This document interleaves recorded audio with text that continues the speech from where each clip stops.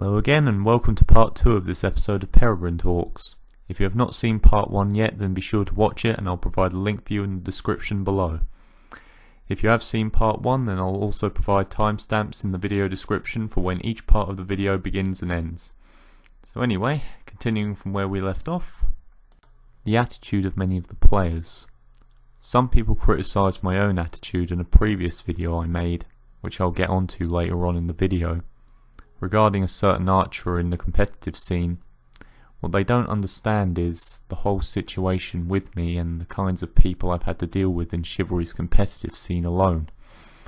I've had people trash talk me a lot, saying I was a bad archer and saying I would never have success in the game, even in spite of the effort I put in. These same players will go out of their way sometimes to try and convince me that I'm a bad player, even to the point of going archer themselves in an attempt to quote-unquote prove how bad I really am. They never attempted to prove it fairly, however, instead choosing to resort to things like hiding from me or using unbalanced weapons in order to make sure they'll win, then boasting of how they were supposedly right. But Chivalry isn't the first time I've had to deal with people like this. In Half-Life 2 Deathmatch, as well as in one occasion in Team Fortress 2, I've had people trying to prove to me that I was a bad player. And again, they wouldn't try to win the match in a fair manner, instead choosing to use cheap means of winning. In Half-Life 2 Deathmatch, it was abusing all the easy weapons I mentioned in Part 1, such as orbs and explosives. Or it could simply be deliberately attacking me only when I focus on other things, as was the case in Team Fortress 2. I also find a lot of people on these games to be quite hypocritical.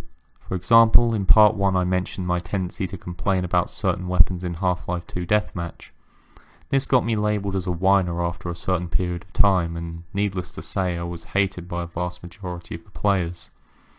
Meanwhile in Chivalry, many players will complain about archers, creating long forum posts about how they need to be removed or balanced, and even going as far as to kick players from servers just because they are an archer. Even back in Half-Life 2 Deathmatch, the worst I ever did was maybe switch to the opposing team just to harass the players a little bit who placed slams, which are those little trip mines down everywhere, and even that was only when I was really fed up with dying to them. I would never think it's okay to vote kick someone just because of the weapons they use or the class they choose to play. Basically, it seems only when the vast majority of players doesn't like something that it's deemed as perfectly fine to complain about it, and even go as far as to remove them from the server even though they aren't breaking any rules. Otherwise, you best keep quiet lest you wish to be widely hated. Oh, and of course, people like to call me arrogant a lot simply because of my desire to be the best in something, but people like this are apparently fine and not arrogant at all. Keep in mind I've been trash talked by many players long before I ever proclaimed to be the best archer in Chivalry. Back attacks. Few things are more infuriating to me in shooter and slasher games than trying to get a kill on someone, or even nearly getting a good multi-kill, only to get cut short of it due to an attack from behind. Or just blind spots in general.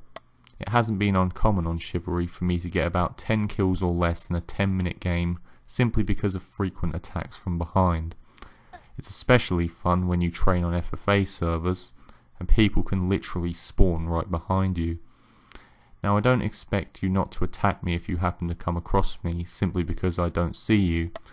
Obviously if you see an enemy, you aren't just going to wait there or announce your presence to them. The problem is more how these games tend to work and the fact that there's nothing to indicate when someone is within your surroundings. Of course there are also people who attack from behind deliberately, usually by hiding then attacking when they focus on another player. In any case, this is one of quite a few stupid ways you can die frequently. Hit and block detection issues and general glitches. CSS comes to mind when I think about bad hit detection, seeing blood marks appear on their faces without registering as headshots while I die due to the opponent's headshots registering like it should. Basically I don't play Counter-Strike much because of this. Well, that and the fact that most of the game's weapons shoot inaccurately even if you burst fire them, which makes the game seem a bit more luck-based if you ask me. In Chivalry, blocking is inconsistent and attacks can phase right through them. People can also abuse glitches to give themselves an unfair advantage. For example, in Throne Room, people have been known to get atop the roof and shoot down on people in the garden area. Again, all this coupled with back attacks can stop you from being consistently successful in a match. I've already accomplished what I set out to do. When I first started playing these games, my main goal has always been to prove my capabilities in aiming. As someone with ASD, I've lived my life knowing little more than underachievement, and I've always felt like I was inferior to others simply because I was born the way that I was. But that was before I discovered my potential as a marksman. Then I realised I had something where I was uniquely capable. But I wasn't entirely sure, which is why when I started playing first-person shooters for the first time against other players, it felt like a very good opportunity to prove myself and everyone else what I was capable of. And now in Chivalry and Mordhau I can say I've finally proven myself as the best archer in both of these games. And before anyone insists on telling me that JP is the best archer, let me just give you a taste of a previous video I made regarding him.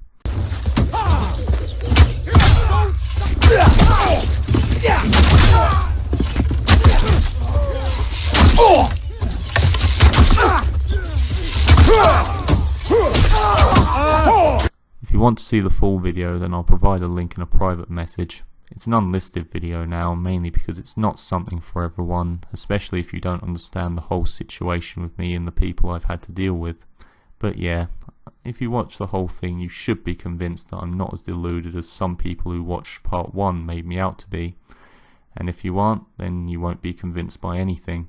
Anyway, that'll conclude the video as to why I'm leaving. To those of you who believed in me and supported me during the difficult times I had while achieving this goal, all I can say is thank you. You helped me finally achieve my goal and prove my capabilities. And with that, thanks for watching part 2 to the reasons why I'll be leaving shooters and slashers in late 2019. Until then, I hope to keep producing entertaining videos for you all. Thanks for watching.